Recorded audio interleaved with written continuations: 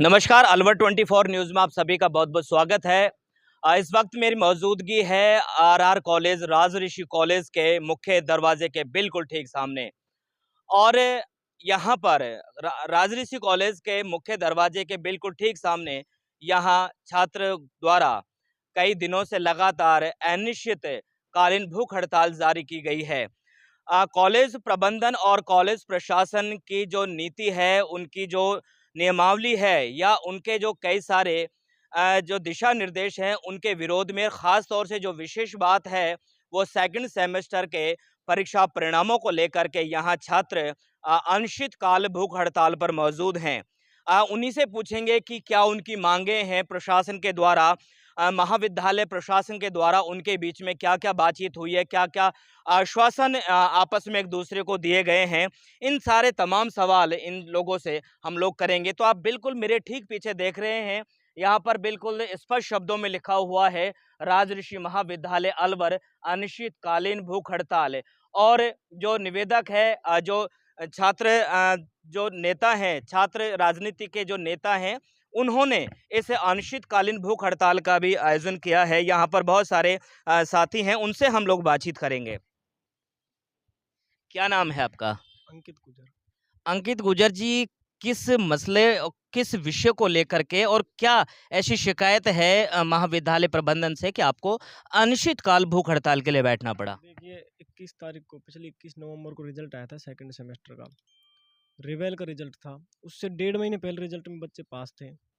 ना ही रीचेकिंग, ना ही रिवेल, ना ही रीटोटल। बच्चों को फेल किया गया। नई शिक्षा नीति का हवाला दे, नई शिक्षा नीति में ये मामला वो मामला है। कोई कुछ मामला नहीं है, इनकी सब प्रशासन की सब वो है, राजनीति है। दूसरी बात, 25 तारीख को हमने 21-22 तारीख को हमने ज्ञापन दिया था। 22 तारीख को, 25 तारीख को हमने गेट बंद करके विरोध प्रदर्शन किया। उसके बाद 31 तारीख को हमने फिर प्रदर्शन किया गेट बंद करके। हमको पुलिस के द्वारा उठवा लिया गया। प्रशासन ने पुलिस प्रशासन को बुला के हमें उठवा दिया। 5 बच्चे मेरे गिरफ्तार हुए थे। उसके बाद हमने 3 तारीख को बिना चप्पल पहने नंगे पैरों का संकल्प लिया था 4 दिन का। पैर भी कट गए थे, अब पट्टी अभी खुली है। उसके बाद हमने भूख हड़ताल का अल्टीमेट दिया था प्राचार्य जी को। सबके सामने बोला था, मीडिया बुलाई थी, सब कुछ किया था, लेकिन प्राचार्य जी का कोई ध्यान नहीं है। अब मेरी सुबह तबीयत खराब हुई थी, मेरा साथी अभिषेक जायसवाल, हम दोनों भूख हड़ताल पे। अगर कुछ भी होता है, उसका जिम्मेदार स्वयं कॉलेज प्रशासन रहेगा।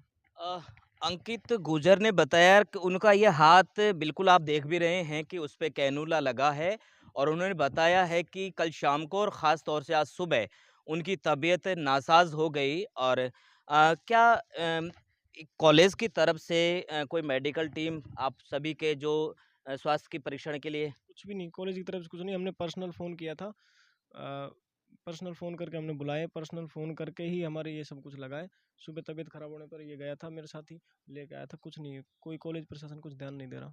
आपकी बीच में कितने दिनों से ये धरना चल रहा है? 15 दिन में हमने 4 धरने, 4 चौथा वो है विरोध प्रदर्शन। अनिश्चितकालीन जो भूख हड़ताल है, ये कितन ये लगातार चलेगा जब तक प्रशासन हमारी बात नहीं मानेगा। क्या अभी आपकी बात कॉलेज से प्रबंधन या प्रिंसिपल या किसी ऐसे जिम्मेदारान व्यक्ति से? आज थोड़ा प्राचार्य जी को फ़ोन किया था, आज थोड़ा प्लस पॉइंट है। आ रहे हैं, वो बात करेंगे। बोल रहे हैं कि सब कुछ ठीक हो जाएगा तुम्हारे लिए, हमारे लिए कोई अच्छी खबर है। सोच रहे हैं, अच्छी खबर है हमारे लिए। और भी बहुत सारे छात्र हैं, उनसे भी हम लोग बातचीत करेंगे कि वो क्या कहते हैं इस भूख हड़ताल के बारे में। जी, क्या नाम है आपका? अभिषेक जायसवाल। अभिषेक जी, क्या लगता है क्या कॉलेज प्रबंधन आपकी बात को मान लेगा या फिर अपनी हठ योग पर वो अडिग रहेगा? भाई साहब मानना पड़ेगा, नहीं मानते हैं तो ये आपको दिखा दिया है कि अनिश्चितकालीन धरना चलता रहेगा, ये जारी रहेगा। कितने कितने छात्र इस धरने में शामिल हैं? हम दोनों साथी हैं जो भूख हड़ताल पर बैठे हैं, बाकी सभी साथी हमें पूरा समर्थन दे रहे हैं। और आज संडे जिस वजह से आपको थोड़ी संख्या कम दिख रही है, बाकी कुछ साथी जो लगातार बने हैं हमारे साथ, वो अपने रूम पे गए हैं, नहाने धोने गए हैं और वो आएंगे थोड़ी बहुत देर में और पुनः हमें समर्थन देंगे। रात को भी इसी जगह पे रहते हैं? भाई साहब रात को तो पुलिस प्रशासन के द्वारा दबाव के कारण हमें यहाँ से हटा दिया गया था पैंथर की वजह से, इसलिए हम अपने अपने घर जाके सो गए थे। लेकिन भूखे हम तब भी रहे थे और अब भी हैं। तो मेडिकल की टीम कोई आती है जांच-वांच के लिए या इस तरह से, या फिर आपको अपने हाल पे ही छोड़ रखा है? वैसे अभी तक तो कोई मेडिकल टीम नहीं आई है चेकअप के लिए। और ये हमारे साथी भाई को मैं सुबह 6 बजे दिखा के लाया हूँ मेडिकल वाले को बुलाया, तब उन्होंने यहाँ पर ट्रिप चढ़ाई है।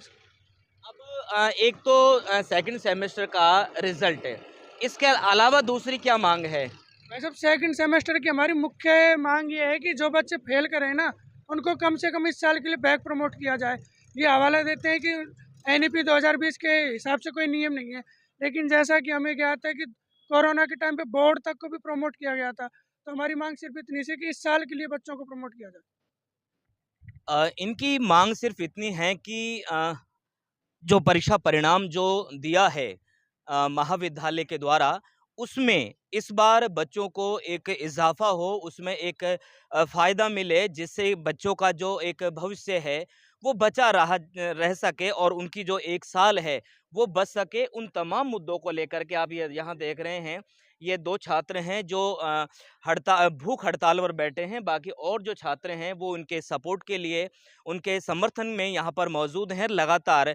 जैसा कि इन्होंने बताया कि इन 15 दिनों में ये लगातार विरोध प्रदर्शन जता रहे हैं और 4 बार महाविद्यालय प्रशासन को ये अवगत भी करा चुके हैं और अलग-अलग इनकी जो माँगें थी, ये कहें कि अलग-अलग तरीके से इन्होंने अपनी विरोध जताया है। क्या महाविद्यालय प्रबंधन या महाविद्यालय प्रशासन इनकी बातों को मानेगा या फिर ये छात्र अपनी जो ज़िद है या अपनी जो माँग है उस पर अड़े रहते हैं? तो बने रहे कैमरामैन हरेंद्र के साथ में, मैं आपका साथी कवि सदाराम, अलवर 24 न्यूज़ के साथ में। बहुत-बहुत शुक्रिया और धन्यवाद।